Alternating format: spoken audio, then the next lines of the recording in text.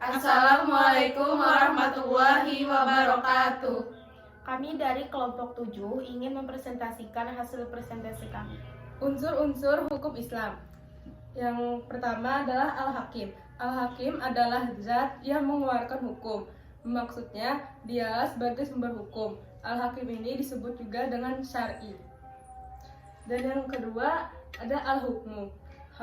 Al-Hukmu adalah hukum syara atau hukum syar'i, yakni seruan atau ketetapan syar'i atau musyar'i, yakni pembuat hukum yaitu Allah Subhanahu wa Ta'ala dan Rasul-Nya, baik berupa perintah, larangan, atau ketetapan hukum berupa hal yang boleh dikerjakan dan hal yang tidak boleh dan boleh ditinggalkan.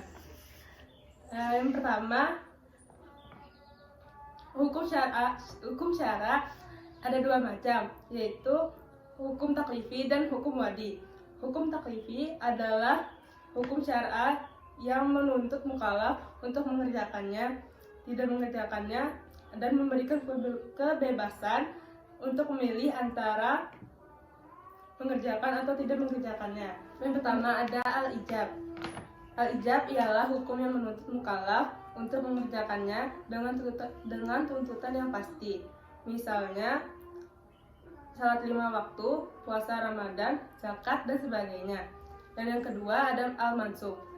Al-mansub ialah hukum yang menuntut mukallaf untuk mengerjakannya dengan tuntutan yang tidak pasti. Misalnya, seperti sholat tahajud, sholat duha, puasa Senin dan Kamis. Dan yang ketiga ada at-tahrim. At-tahrim ialah hukum yang menuntut mukallaf untuk meninggalkannya dengan tuntutan yang pasti. Misalnya seperti meminum minuman keras, berjudi, dan memakan riba. Dan yang keempat ada al-karahah, yang ialah hukum yang menuntut mukallaf untuk meninggalkannya dengan tuntutan yang tidak pasti. Contohnya seperti berkumur-kumur di siang hari pada puasa Ramadan. Dan yang kelima ada al-ibhah. Al-ibhah adalah hukum yang memberi kebebasan kepada mukallaf untuk mengerjakannya atau tidak mengerjakannya. Misalkan seperti berpergian menaiki motor atau tidur di atas kasur dan berbaju safari dan sebagainya. Dan yang kedua ada hukum wadi. Pengertian hukum wadi. Hukum wadi adalah hukum syara yang menghendaki adanya sebab syarat penghalang bagi suatu yang lain. B. Macam-macam hukum wadi. Nomor satu ada sababiyah, yaitu sebab ialah sesuatu yang tampak yang dijadikan oleh syara sebagai tanda adanya hukum. Sebab ada dua, yaitu yang pertama, sebab yang bukan merupakan hasil perbuatan manusia yang dijadikan Allah sebagai tanda adanya hukum, seperti kematian menjadi sebab adanya warisan. Dan yang B, sebab yang merupakan hasil perbuatan manusia, yaitu perbuatan mukallaf yang menyebabkan agama menetapkan akibat-akibat hukumnya. Misalnya zina menjadi sebab adanya had.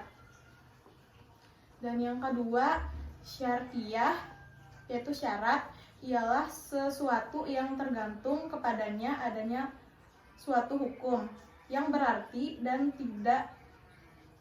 tidaknya hukum tergantung pada ada dan tidaknya syarat. Namun, adanya syarat belum tentu ada hukum, karena syarat berbeda dengan sebab. Adanya sebab maka berakibat adanya hukum, sementara adanya syarat belum tentu adanya hukum. Ketiga, mani'iyah atau mani penghalang. Penghalang ialah sesuatu yang adanya dapat menyebabkan tidak adanya hukum atau membatalkan sebab. Terkadang, sebab syarat telah jelas dan memenuhi syarat-syaratnya. Namun, terdapat mani yang menghalang adanya hukum. Penghalang atau mani ada dua macam.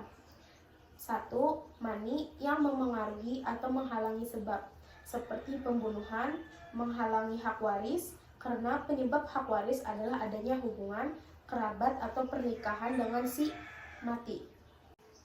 B. Mani yang menghalangi hukum. Mani ini ada 3 macam. Mani yang membebaskan hukum taklifi, misalnya karena gila, sebab orang yang gila bukanlah orang mukallaf. Yang kedua, mani yang membebaskan hukum taklifi, sekalipun masih bisa melakukannya. Yang ketiga, mani yang tidak membebaskan sama sekali hukum taklifi, tetapi hanya mendapat keringanan dari tuntunan yang pasti kepada mubah. Keempat, azimah.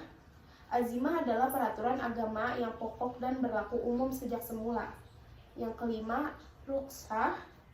Rukasyah ialah keringanan yang diberikan oleh Allah berhubungan adanya hal-hal yang memberatkan yang dianggap sebagai pengecualian dari ketetapan pokok karena keadaan tertentu. Yang keenam, syahih atau sah. Sah ialah sesuatu baik ibadah maupun muamalah yang telah memenuhi semua rukun dan syarat. Yang ketujuh, fasid atau batal. Batal atau tidak sah ialah suatu perbuatan yang dikerjakan tidak sesuai dengan apa yang disyaratkan. C. Mahkumpih. Mahkumpih ialah perbuatan mukallaf yang berhubungan dengan hukum syar'i. Setiap hukum syar'i pasti berhubungan dengan salah satu perbuatan mukallaf, baik berupa tuntunan untuk mengerjakan wajib dan sunnah, untuk tidak mengerjakan haram dan makruh, maupun memilih mengerjakan atau tidak mengerjakan mubah. Dalam firman Allah Subhanahu wa taala dalam Quran surah Al-Maidah ayat 1. D. Mahkum alaih. Mahkum alaih ialah seorang mukallaf yang perbuatannya berhubungan dengan hukum syara. Menurut hukum syara, seorang mukallaf sah diberikan beban karena 2 hal, yaitu yang pertama, mukallaf tersebut harus dapat memahami dalil tahlif pembebanan, yaitu ia harus mampu memahami nas-nas hukum yang disebutkan dalam Al-Quran dan As-Sunnah, baik secara langsung dan maupun melalui perantara. Yang kedua, mukallaf tersebut harus orang ahli dalam sesuatu yang dibebankan kepadanya. Menurut ulama usul fikih ahli, orang yang meyakini kelayakan itu dibagi menjadi 2. A. Ahli wajib. Aliyatul wajub ialah kelayakan seorang yang disebabkan karena ia layak mendapatkan hak-hak dan kewajibannya. Yang B. Ahli melaksanakan. Ahliyatul ada ialah kelayakan diberi beban sehingga seorang dianggap pantas menurut syara bertanggung jawab atas kemampuan maupun perbuatan. Terus yang E. Awaridul aliyah. Awaridul aliyah artinya penghalang keahlian, yaitu penghalang keahlian seseorang untuk melaksanakan ketentuan syara sehingga tidak berlaku ketentuan hukum padanya atau ia mendapatkan keringanan. Penghalang-penghalang tersebut ada 3. Yang pertama, penghalang yang dapat menghalangi sama sekali ahliyatul ada, misalnya gila, tidur atau pingsan atau hilang akal. Yang kedua, penghalang yang sebagian saja menghalangi ahliyatul ada, seperti kurang akal. Orang yang kurang akalnya ini sebagian perjanjian dan pengelolaannya dapat dianggap sah, namun sebagian yang lainnya tidak sah. Yang ketiga, ada penghalang yang datang kepada manusia tetapi tidak mempengaruhi keahlian, tidak menghilangkan dan tidak menguranginya, akan tetapi mengubah sebagian hukum-hukumnya karena adanya anggapan atau ketentuan yang menghendaki hukum-hukumnya.